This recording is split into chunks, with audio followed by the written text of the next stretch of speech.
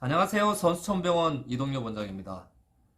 척추관 협착증 수술이 필요할 때 막힌 곳만 뚫어주는 신경감압 수술로 충분할까요? 아니면 나사를 받고 인공디스크를 삽입하는 뼈를 붙이는 척추유압 수술을 꼭 해야 될까요? 자, 아무래도 우리 몸에 이물질이죠. 티타늄으로 코팅한 이런 특수한 나사를 삽입을 하고 인공 디스크를 넣어서 고정을 하게 되면 한 분절, 척추 한 분절이 움직임이 사라집니다. 이걸 척추 유합 수술이라고 하는데요.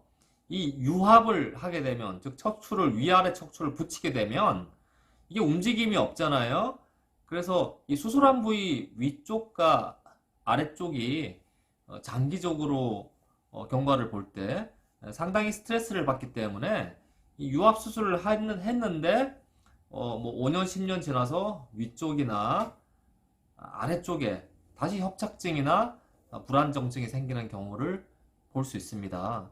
경우에 따라서 재수술을 하게 되고 다시 나사를 위로, 아래로 연장하는 일이 생길 수 있습니다. 자, 예전에는 척추관 협착증을 수술할 때 이렇게 30년 전에는 거의 다 나사를 넣었어요. 나사를 다 집어넣었는데 왜 넣냐? 이 척추관 협착증이라는 게 척추가 약해서 그 부위를 보강하려고 생기는 건데 이게 신경을 눌러서 문제가 되는 거잖아요. 이 보강하려고 생긴 뼈들을 다 제거하고 뼈를 왕창 제거를 해버리니까 신경은 뚫리지만 약한 부분이 더 약해진다. 그러니까 우리가 나사를 넣어서 잡아주고 붙여주자. 이런 개념으로 척추관 협착증 때 척추 유압 수술을 전부 다 했습니다. 자, 그런데 일단 수술이 커지죠. 신경 막힌 것만 뚫어주는 신경 감압 수술에 비해서 척추 유압 수술을 하게 되면 수술의 크기가 커집니다. 시간이 더 걸리고 피도 많이 나고 수혈을 할 수도 있고, 자, 그러니까 어떻게 됐어요?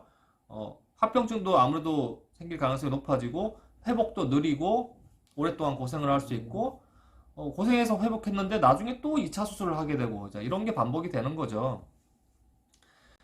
그래서 2000년 전후로 해서 뭐 미국이든 유럽이든 우리나라든 이 척추관 협착증의 첫 번째 스탠다드 치료 방법, 수술 방법은 나사를 넣고 고정하는 게 아닙니다. 막힌 것만 뚫어주는 신경 감압 수술입니다. 그래서 이동엽 원장도 척추관 협착증을 수술해야 되는 경우 가급적이면 나사를 넣지 않고 막힌 곳만 뚫어주는 신경 감압 수술로 치료하려고 노력을 하고 있습니다. 자, 그런데 정말 나사를 넣어야 되는 경우들, 반드시 넣어야 되는 경우들이 있습니다. 뭐 척추 전방 전이증이 심하다든지, 척추 불안정증이 있다든지, 척추 후방 관절이 안 좋다든지, 협착증이 있으면서 추간공 협착증이 같이 있고 굉장히 병이 심하다든지, 이런 경우는 할 수 없이 나사를 반드시 넣어야 되는 경우들이 있어요.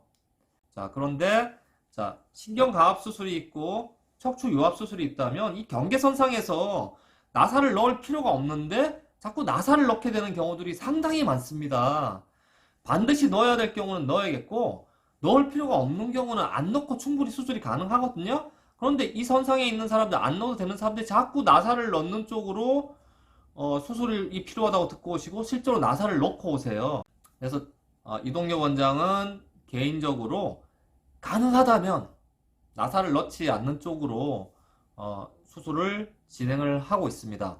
자, 이런 부분을 나사를 꼭 넣어야 되나, 척추 유압 수술 해야 되나, 아니면 나사 넣지 않고 막힌 곳만 뚫어주는 신경 감압 수술로 충분한가 판단하는 건 전문가의 판단이 필요합니다.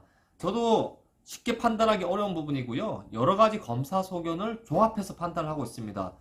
첫 번째 MRI 소견 반드시 필요하겠죠. 두 번째 엑스레이 소견 굉장히 중요합니다. 그냥 찍는 게 아니라 허리를 뭐 구부렸다 폈다 흔들면서 이 불안정증이 있나 없나, 움직이나 안 움직이나, 이게 굉장히 중요하고요. 경우에 따라서 CT 소견도 필요할 때가 있습니다.